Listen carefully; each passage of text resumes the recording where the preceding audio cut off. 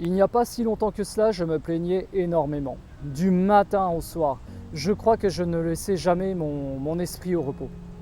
C'était toujours des phrases du style j'aime pas mon boulot, qu'est-ce que je fous ici? Je tombe toujours sur les mêmes nanas qui m'envoient balader. Et quand j'en parlais autour de moi, de mes proches ou de ma famille, eh bien ils me disaient souvent la même chose, t'inquiète pas, t'es quelqu'un de bien, ça va changer, la roue elle va tourner. Donc moi, je repartais à chaque fois plein d'espoir. C'est comme s'il me remplissait d'énergie. Et je me disais, mais ouais, demain, je vais me lever, ça va changer. Il va y avoir une sorte de divinité supérieure qui va m'accorder toute sa grâce et qui va changer ma vie parce que je le mérite, parce que je suis quelqu'un de bien. J'ai fait une fausse route. Finalement, les conseils que j'ai reçus de la part de mes proches n'étaient pas les bons.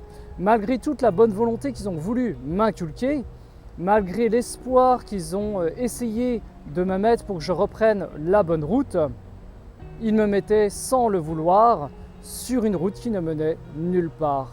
Parce que ce n'est que récemment que j'ai compris que c'était moi qui étais aux manettes du jeu vidéo.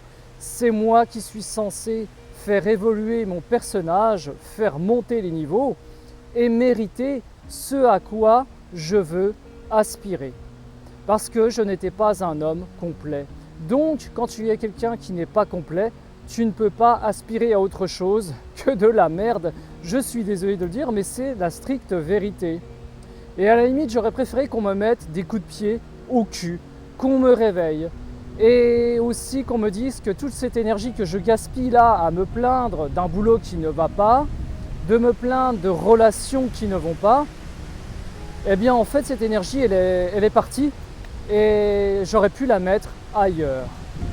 Cette énergie que j'ai bouffée pendant des années, qui m'a fait perdre un temps incroyable, eh bien peut-être que j'aurais pu l'utiliser pour créer des choses.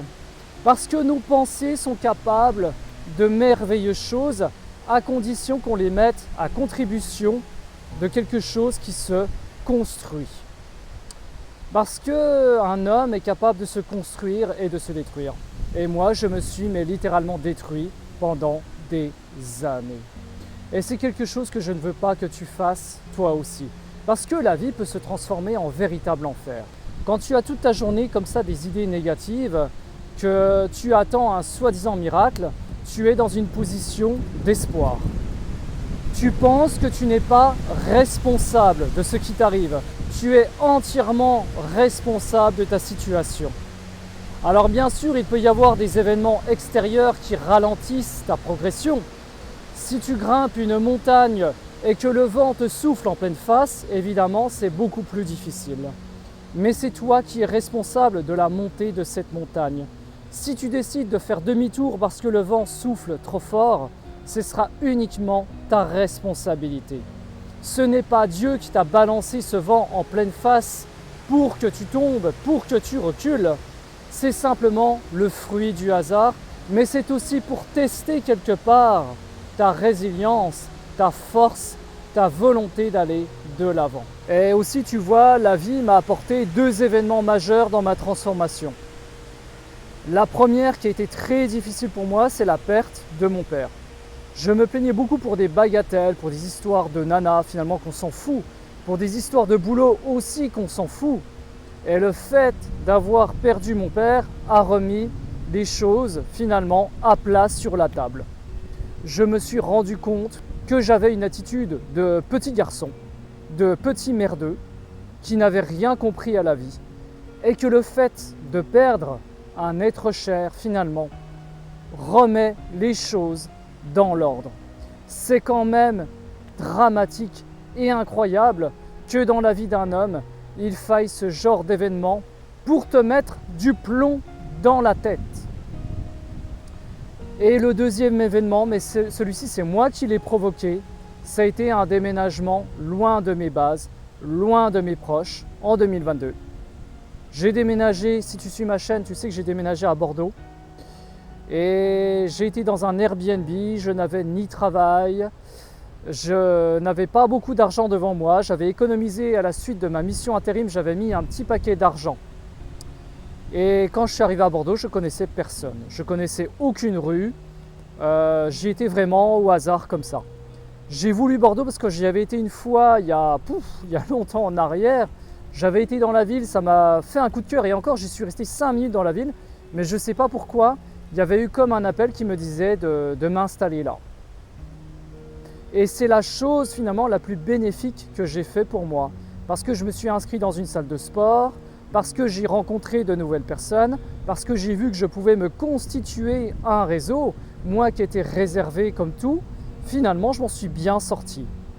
Et c'est tous ces événements réunis qui ont bâti un socle solide. Voilà, comme quoi le confort peut te tuer et des événements dramatiques que tu penses qu'ils peuvent te mettre à terre peuvent faire de toi quelqu'un de fort. Même si dans la vie, on n'est jamais puissant à 100%. Hein. Tu peux me mettre une claque, je tombe par terre, c'est fini. Peu importe le nombre d'heures de développement personnel que j'ai fait, peu importe le nombre d'heures de karaté que j'aurais fait ou de muscu, ce que tu veux, il suffit que tu tombes mal sur le sol et tu es terminé. Tu es puissant et faible à la fois et ça, il faut que tu le réalises. Mais cette vidéo, c'est surtout pour te montrer que c'est toi. C'est toi qui es aux manettes de ta vie, quasiment 100% de ton temps.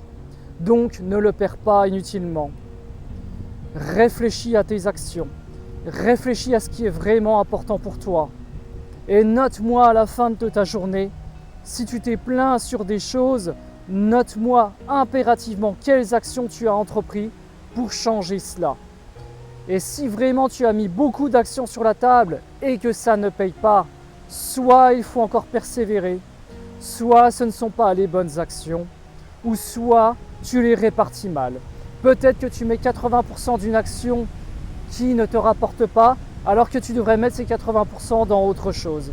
Mais ça, c'est toi qui dois le déterminer. C'est toi qui dois savoir qu'est-ce qui est le plus important pour toi.